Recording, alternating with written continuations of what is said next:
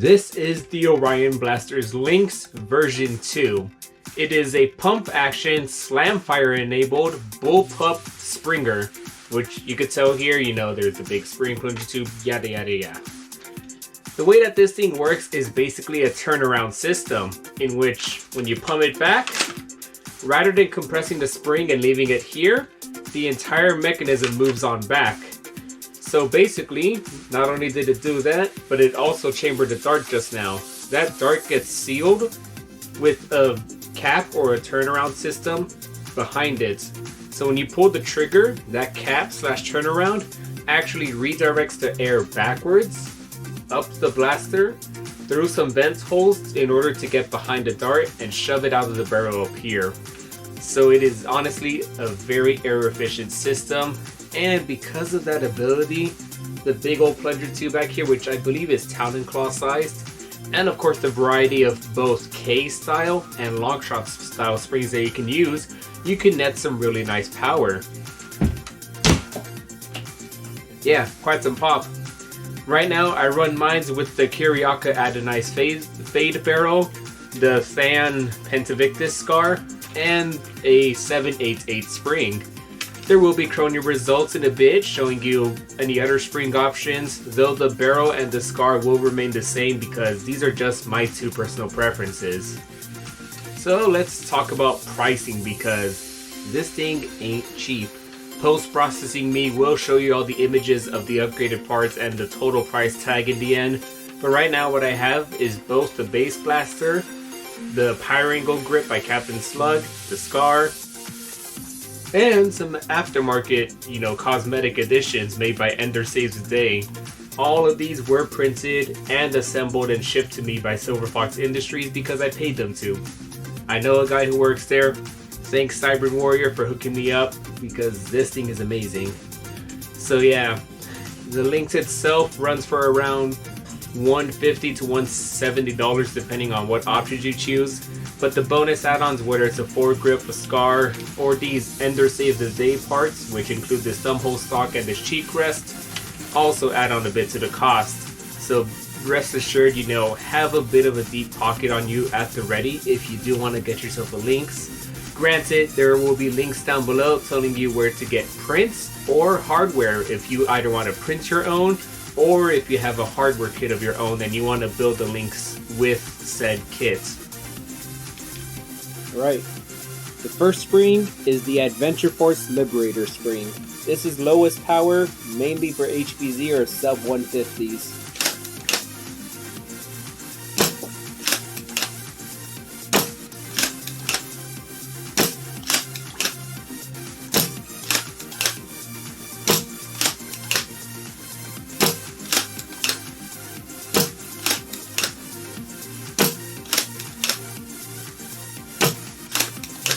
Hit the Chrony.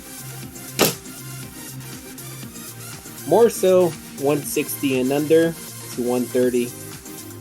Pretty good with some fine tuning. You could definitely be hitting 150 to 140 for those types of super stock games.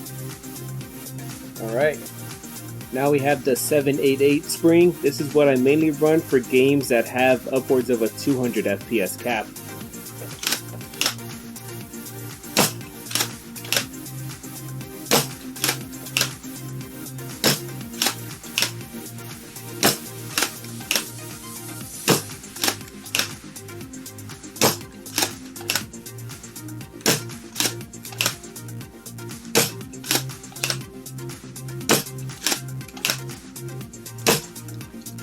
Interesting.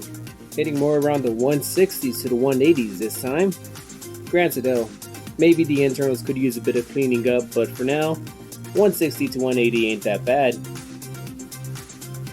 Now for the highest spring that I have, outside of long shot style springs, it will be the Silver Fox 25 Talon Claw. Ooh, bit of a stiff prime. 220.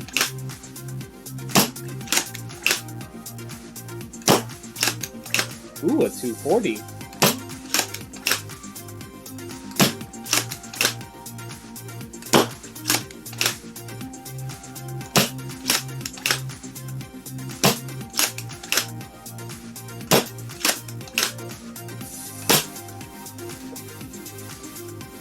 definitely some pop and kick into that.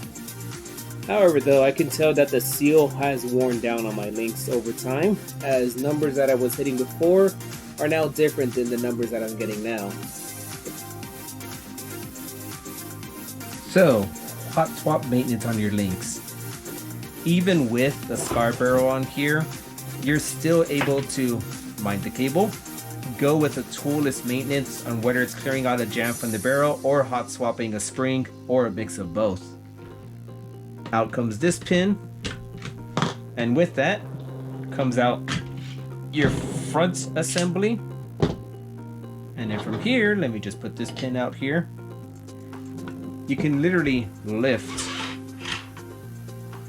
and easily take the spring out, throw in a different one, whatever you wish to do with that. Obviously, for putting it back on, you do need to lift this aluminum bar up and set it back into place. And in order to remove the barrel, you don't even need to remove this if you don't have a scar barrel on. You can simply loosen up the 2 screws on either side right here and just pull out the barrel. Here's a look at that Adonai's phase barrel I was talking about earlier. Absolutely beautiful. So there you go. By just unscrewing here, you can hot swap your barrels, and by just taking out the pin up front, you can hot swap springs. On to what happened during gameplay. I did use this at a recent SWNC war. It was a 2-day event, so I got 2 days worth of playtime with my Lynx. The best things about the Lynx is definitely the ability to quickly prime it because of just how efficient the priming system is. I've struggled with calorie burns whenever I get loaned one to use, and I even struggled up until recently with my Aeon Pro because of the 18 kilo long shot spring. However, with the Lynx, it is just so smooth with the 788 spring and the combo that I have set up.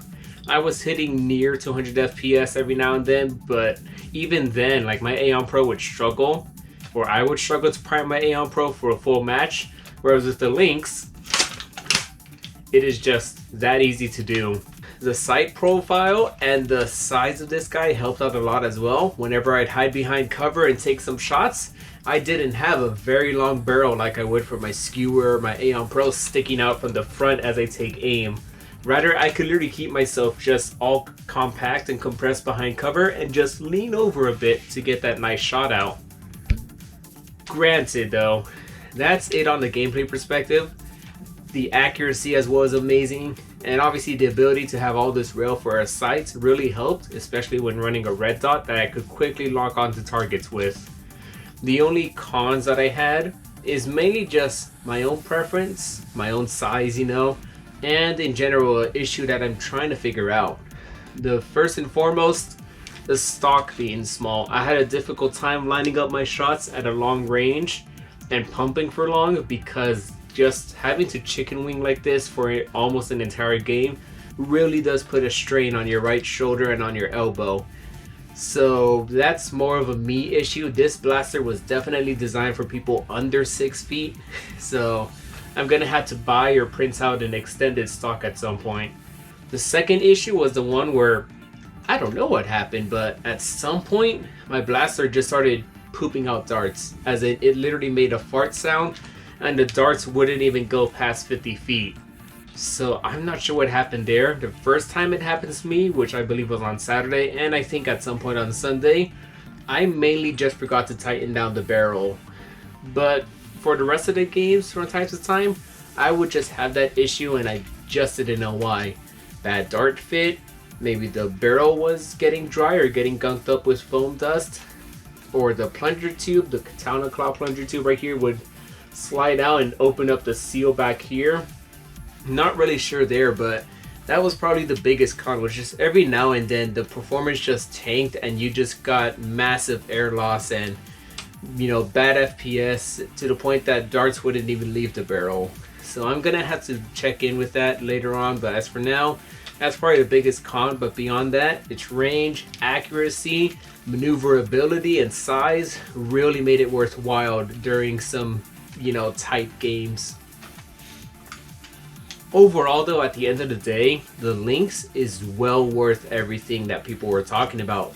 It's been about 2 years since the Lynx V2 came out, so I am very late to the game. So I don't even know if anyone's gonna see this Lynx video because everyone, Wacom, Drac, Out of Darts have already made theirs and already gave it the spotlights it deserved. Regardless though, even after 2 years, just like the Caliburn, which recently got up to V4, it's gonna be a blaster. It's gonna be a platform that's gonna keep on building, keep on evolving, and keep on giving. You could already be 5 or 10 years in the future with who knows what pro line blasters are out there, and chances are you'd still be able to wreck house with a well-tuned and set up Lynx. So as I said, all links is down in the description below. Yes, that was a pun. And well, I hope you guys enjoyed this B-roll test footage of range testing, and even more so the rest of the gameplay throughout the day. So with that being said, this has been Spartan here. I absolutely love the Lynx. Orion Blasters really put some time into this, especially even with an entirely different project that he had in mind, being the Taurus. Having changed that up to this was honestly an amazing move. Although it's sad to see that the Taurus never got a chance to get a full line production run. It is great to see that its offspring, such as the Lynx, is able to survive and even more so, thrive.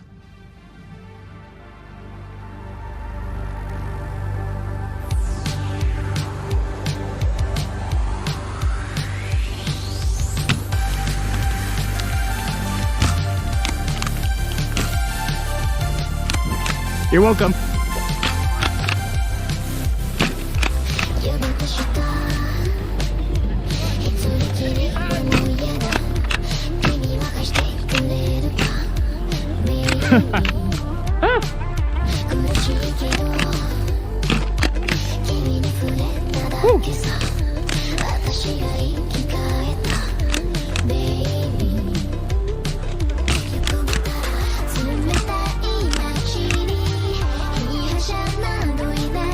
Oh shoot, I forgot you respawned.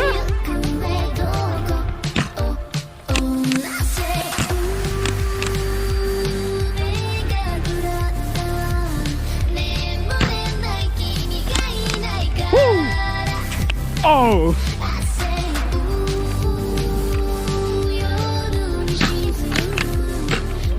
Bag.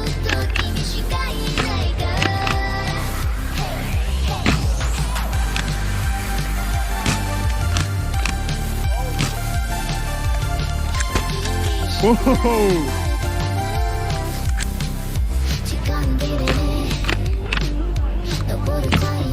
What?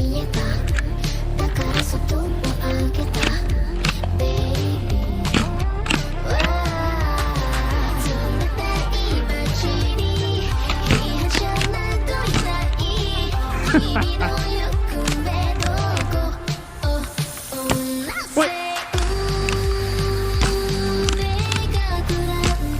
There we go.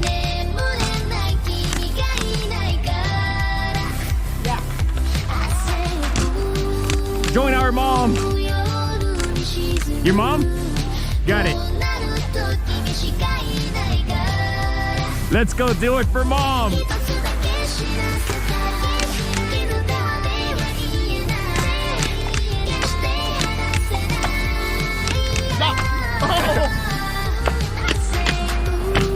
Gotcha. This thing jammed on me.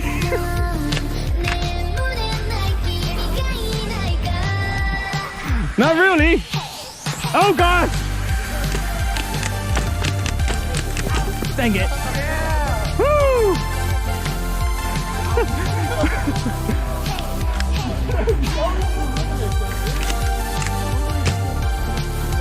Oh, I love my Lynx. It's just that the barrel's way too long for the spring. It was like